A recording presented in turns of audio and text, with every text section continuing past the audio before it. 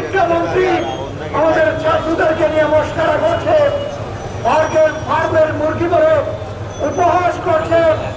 অতি বৃষ্টির কারণে অনবরত বৃষ্টি হয়েছে, বন্যা হয়েছে।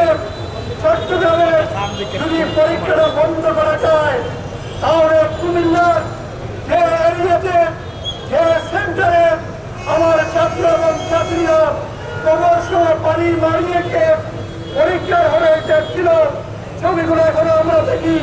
ওইখানকার সেই সেন্টারের বা কুমিল্লা আপনারা কেন পরীক্ষা সেখানে স্থগিত রাখতে পারলেন না?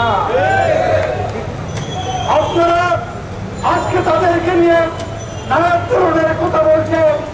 আমরা ওই মন্ত্রী মহোদয়কে বলতে চাই, আপনারা তো 17 বছর ছিলেন না আমেরিকা, সেই নিউ ইয়র্কে 82 জীবন কাটিয়েছে, আর যখন করে উত্থান শেষ হয়ে গিয়েছে দেশে এসে এখন ঘুরে এসে জুড়ে বসে মন্ত্রিত্ব গ্রহণ করেছেন।